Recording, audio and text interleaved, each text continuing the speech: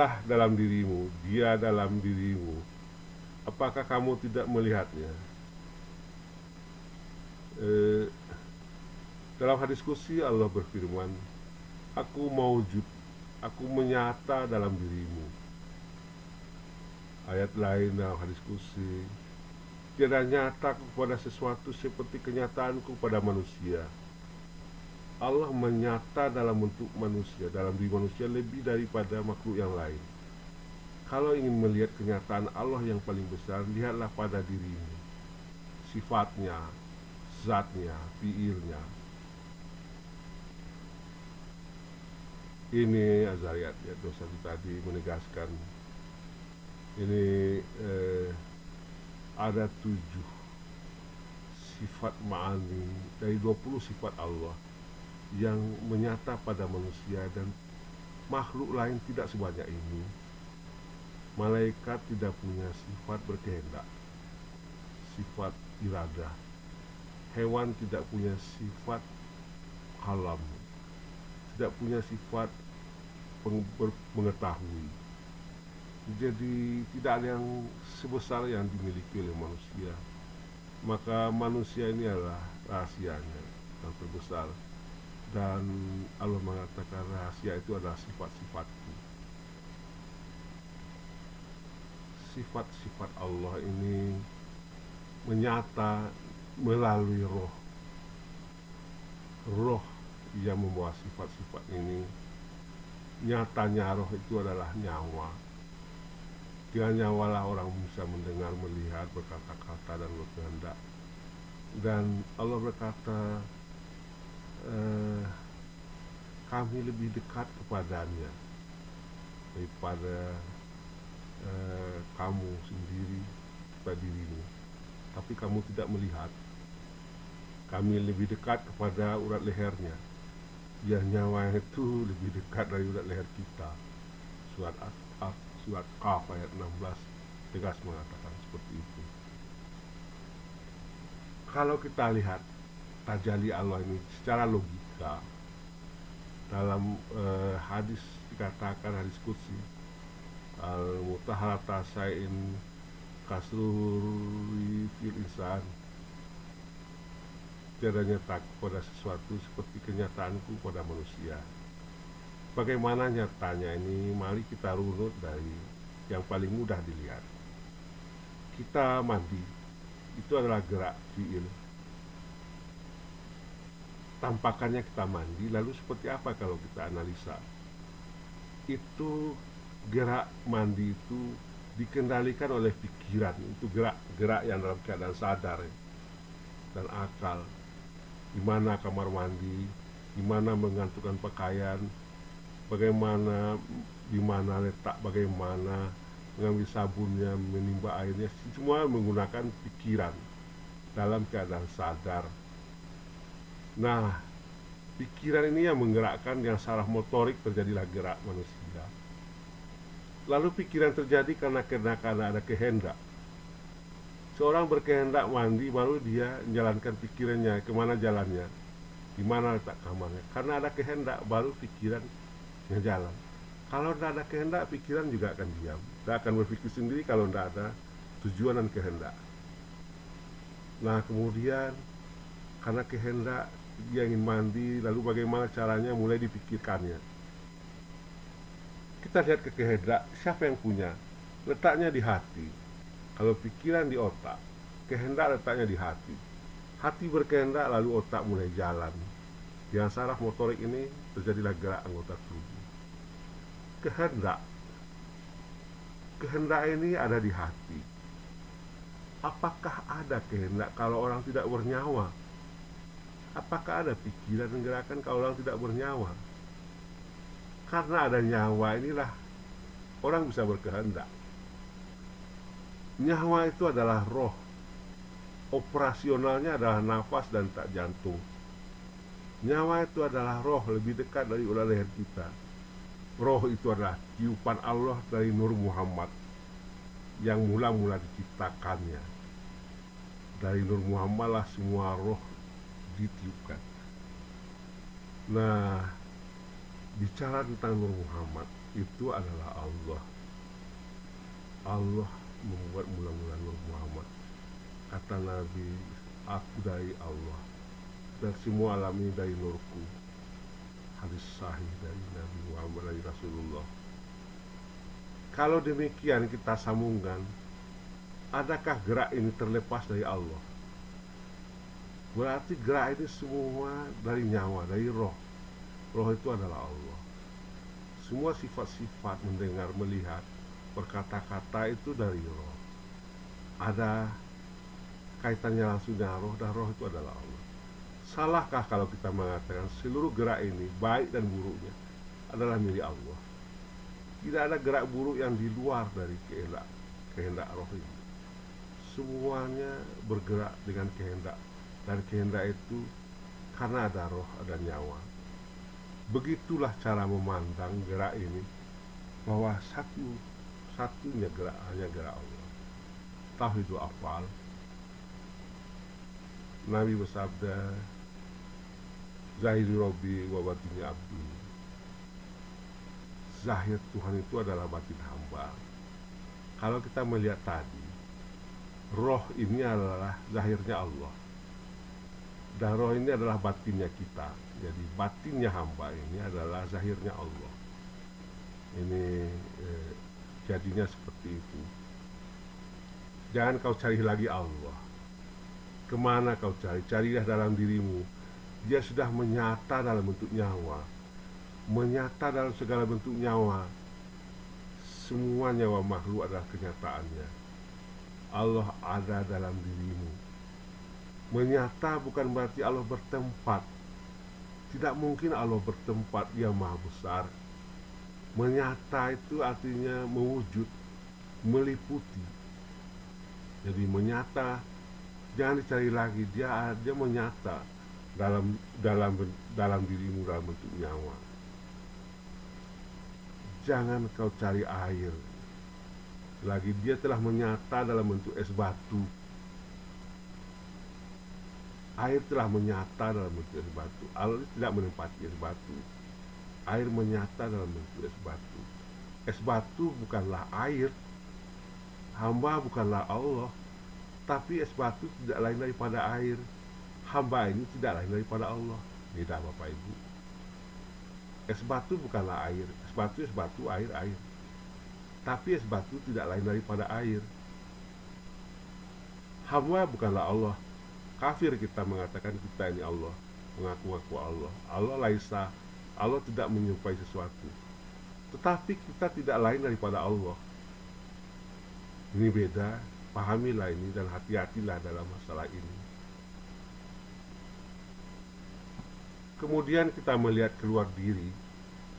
Tadi dalam diri, aku mewujud dalam dirimu. Semua gerakmu adalah aku menyata dalam bentuk nyawa, dalam bentuk rohmu. Itu adalah nyawamu. Lalu kita lihat keluar. Melihat ke dalam, kita bisa melihat Allah. Melihat keluar, sebagaimana ditulis Al-Baqarah 115, dan kepunyaan Allah lah timur dan barat. Maka kemanapun kamu menghadap, disitulah wajah Allah. Sesungguhnya Allah Maha Luas rahmatnya, lagi Maha mengetahui.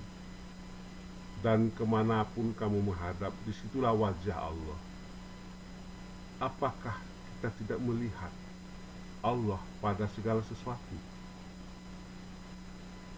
Allah mengatakan segala sesuatu adalah wajahnya. Kemanapun kamu memandang, itu adalah wajahnya. Kalau kita ingin detail lagi, wajahnya adalah sifat-sifatnya. Tidak wajah kasar seperti kita berwajah berroma. Wajah itu adalah bentuk sifatnya.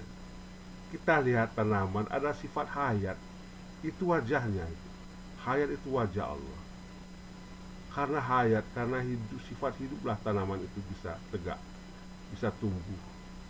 Sifat wujud Allah ada di situ. Sifat adanya Allah ada dalam bentuk tanaman. Allah menyata tanaman. Allah bertajalli dalam bentuk makhluk, dalam bentuk alam ini kenyataan.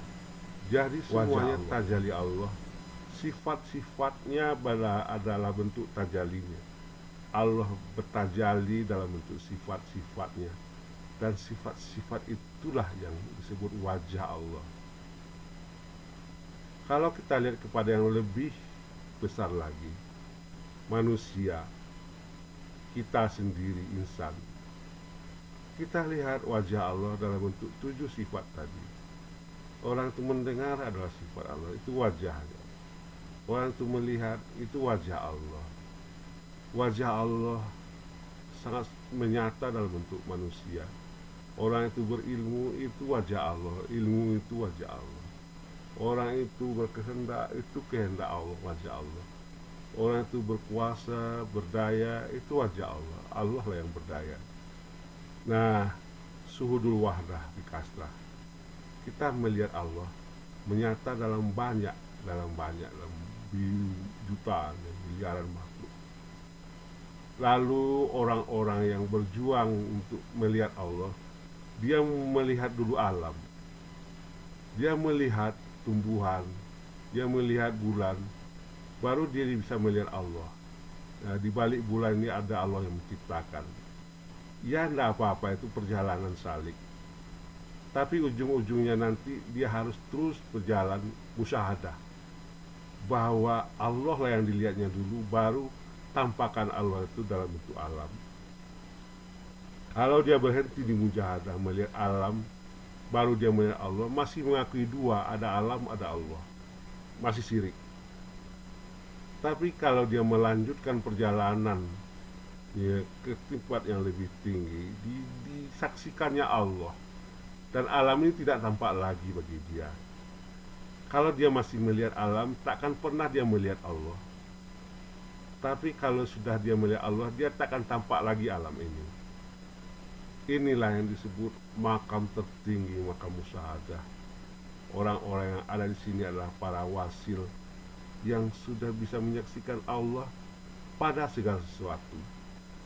Jadi dilihatnya hanya Allah. Dilihatnya air di gelas yang tampak hanya Allah. Dilihatnya bangunan tinggi yang tampak hanya Allah. Tidak tampak bagi dia bangunan itu. Dalam buku Al-Muntahi, Hamzah Fansuri, seorang tokoh sufi terkenal, menulis hadis Nabi yang berbunyi seperti ini. Hai talib, para pelajar, ketahuilah hadis Nabi ini. Apa bunyinya? Barang siapa yang menilik kepada suatu, jika tidak dilihatnya Allah di dalamnya, sia-sialah orang itu. Sia-sia orang itu. Kalau dia menilik sesuatu, melihat seekor sapi, tidak dilihatnya Allah ada di dalamnya, sia-sialah orang itu. Kalau dia melihat seekor sapi, dia melihat Allah, dan sapi itu hancur, tidak tampak lagi baginya. Kata Sayyidina Ali, tiada kulihat sesuatu melainkan kulihat Allah di dalamnya. Begitu cara melihat Allah dengan pemahaman tadi, sifat, afal dan zatnya itu semua Allah. Tidak tampak lagi makhluk. Ada sebuah riwayat di Al-Quran dalam surat yang terkenal ya, Al-A'raf ayat 7, Al-A'raf 143.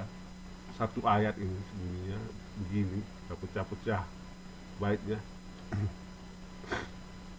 Tatkala Musa datang untuk bermunajat pada waktu yang kami tentukan, di Al-Quran ditulis seperti ini, dan Tuhannya berbicara kepadanya, maka Musa berkata, ya Tuhanku, nampakkanlah dirimu padaku agar aku dapat melihatmu.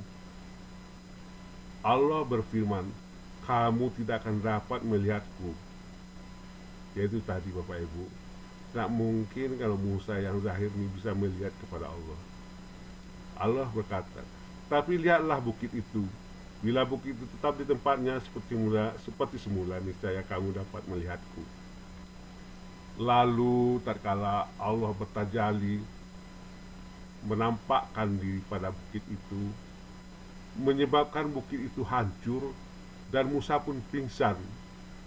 Setelah Musa sadar kembali, dia berkata, Maha suci Engkau, aku bertaubat kepadamu dan aku pertama yang beriman, orang pertama yang beriman. Al-A'raf 143.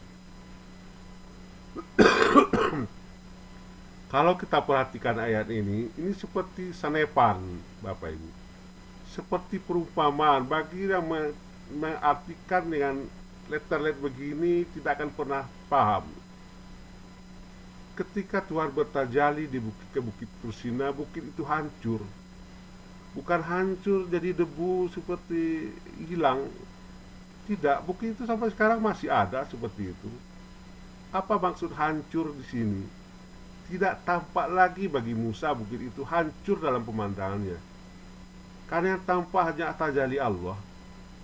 Tidak ada lagi bukit itu tampak bagi dia. Di dalam Al-Quran itu hancur. Bukan hancur jadi debu hilang bukit, tidak. Secara fisik bukit itu masih ada. Sampai sekarang masih ada. Tapi dalam pengertian ayat ini hancur itu adalah hancur dalam di pandangan Musa tidak ada lagi bukit itu. Yang tampak hanya Allah. Dan Musa pun hancur, pingsan. Dia sendiri sadar dia juga tidak ada. Pingsan di sini maksudnya Musa menyadari, melihat dia tidak ada lagi, dia habis, dia tidak tampak lagi dirinya bagi dia. Yang tampak di bukit itu dan dirinya hanya Allah. Saat dia sadar akan kedua hal ini, bahwa tidak ada bukit itu dan tidak ada saya, lalu Nabi Musa berucap, "Maha suci engkau, aku jadi bertaubat," kata Nabi Musa. "Akulah orang pertama yang mengimani ini." Pahami ini Bapak Ibu, bahwa perumpamaan yang ada di Al-A'raf ini harus kita baca dalam bentuk hakikatnya. Tajali itu, hancurnya bukit itu dan pingsannya Nabi Musa adalah perumpamaan yang kita harus memahami secara hakikat, bahwa tidak tampak lagi bukit Tursina ini bagi Nabi Musa. Ketika tampak Allah, bukit itu tidak tampak lagi, bahkan dirinya tidak tampak lagi. Di sini disebut pingsan. Allah menyata pada makhluk tanya, bukan bertempat ya, tapi menyata dalam bentuk tajali fi'il, tajali sifat, dan menyata dalam tajali zatnya. Allah bukan makhluk dan makhluk bukan Allah, tapi makhluk tidak lain daripada Allah. Kita lihat pohon, itu Allah, tajali Allah. Kita lihat sapi, itu tajali Allah. Dari sifat, fi'il, dan zat, itu Allah. Lihat manusia, jin, laut, gunung, pegunungan, lautan, semua tajali, kenyataan dari Allah. Bagaimana mungkin kita tidak bisa melihat Allah kalau dengan pemahaman seperti ini, menggunakan mata basirah kita, akan tampak Allah dan malah makhluk tidak tampak lagi. Jadi melihat Allah tidak mesti menunggu di akhirat. Dengan mematikan diri ini, Allah akan tampak. Allah menghijab kita sehingga tidak bisa melihatnya. Ibnu Athaillah As-Sakandari dalam kitab Al-Hikam mengatakan seperti ini. Di antara bukti yang menunjukkan adanya keperkasaan Allah Subhanahu wa taala yang luar biasa adalah yang Allah dapat menghijab engkau daripada melihat kepadanya dengan hijab yang tidak ada wujudnya di sisi Allah sendiri. Sebetulnya tidak ada hijab ini, tapi kita menjadikannya hijab. Di sisi Allah tidak ada, tapi dia bisa menjadikan itu sebagai hijab bagi kita. Apa itu? Adalah diri kita sendiri. Dan makhluk ini menghijab kita dari Allah. Allah tidak terhijab kepada makhluknya. Tidak ada sesuatu yang bisa menghalang Allah. Tapi makhluknya, kita terhijab kepadanya dari dirinya sendiri. Dari diri makhluk, merasa dirinya sendiri. Itulah menghijabnya. Bagaimana disangka Allah dapat dihijab oleh segala sesuatu, padahal Allah yang menzahirkan segala sesuatu. Ibnu Athaillah juga mengatakan dalam Al-Hikam, bagaimana mungkin dihijab oleh sesuatu padahal dia yang lebih nyata dari segala sesuatu. Apa mungkin terhijab Allah itu? Karena dia maha nyata. Dia menyata pada segala sesuatu, lebih nyata dari segala sesuatu. Bisa segala sesuatu ini tidak tampak, malah dia yang tampak. Kemudian beliau mengatakan lagi, bagaimana akan dapat dihijab oleh sesuatu pada yang lebih dekat kepada kamu dari segala sesuatu adalah dia, Allah. lebih dekat dari urat leher kita. Lalu kita terhijab, bagaimana itu bisa terhijab? Sepanjang kita masih merasa diri ada, sedekat apapun Allah, kita akan terhijab oleh sesuatu yang sebetulnya tidak ada. Sebuah syair menyebutkan, sejak aku mengenal Allah, sejak aku mengenal Tuhan, aku tak melihat yang lain. Begitu jua yang lain tak tampak, sejak aku berpadu dengannya. Tak ada ketakutan pada diriku. Hari ini sungguh aku telah sampai. Nah, kembali kepada topik awal, sebuah hadis di atas tadi, bagaimana ihsan kepada Allah adalah ketika kita melihatnya dalam sholat kita. Kau sembah Allah seolah-olah kau melihatnya, seolah-olah. Jadi kita harus mengetahui hakikat sholat. Hakikatnya sholat itu adalah menghadirkan Allah. Kalau tidak hadir Allah, kita tidak bisa menghadir. Kita tidak sampai sholat kita. Kalau mengingat Allah, ya, kita pakai istilah ini, masih ada yang mengingat dan masih ada yang diingat. Ada dua. Masih ada selain Allah yang namanya yang mengingat. Masih syirik. Harusnya yang diingat, yang mengingat satu. Ada rukun kolbi dalam sholat yang jarang kali menjadi fokus kita. Dalam sholat ada rukun fi'li, ada rukun kauli, ada rukun kolbi. Rukun kolbi ini salah satunya adalah ihram, dan selanjutnya mi'raj. Ihram artinya membungkus segala selain Allah. Diri ini adalah selain Allah, bungkus. Ihram itu artinya bungkus rapat.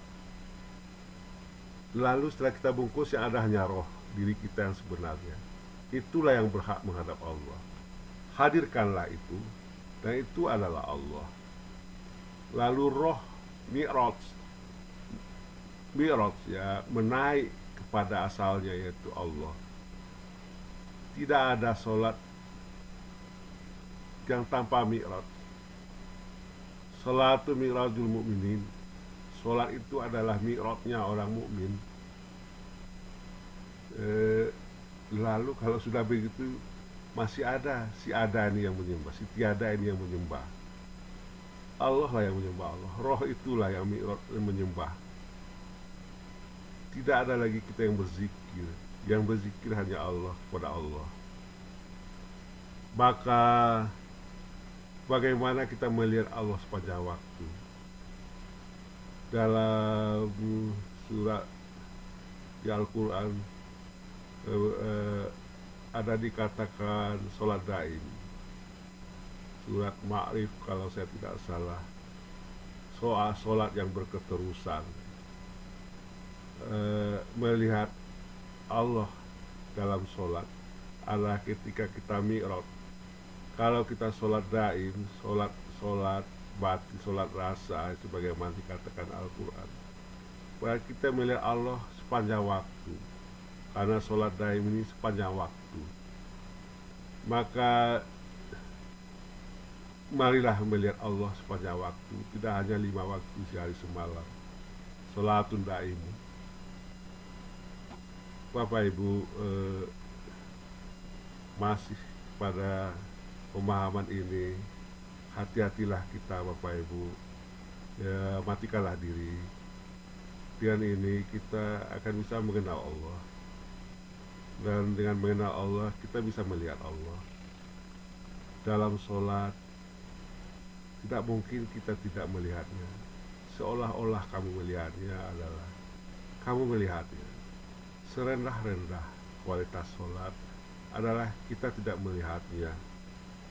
Kita tidak melihatnya. Yang Allah katakan, kita yakin Allah melihat kita, tapi kita tidak melihatnya. Setidak-tidaknya itulah serendah-rendahnya. Kalau kita tak yakin Dia melihat kita, tidak lagi nilai sholat itu. Jadi setidak-tidaknya kita yakin Allah melihat kita, dan setinggi-tingginya adalah kita melihat Allah. Dengan cerita tadi, bagaimana mungkin kita tidak bisa melihat Allah dalam sholat, dan sholat yang berketerusan.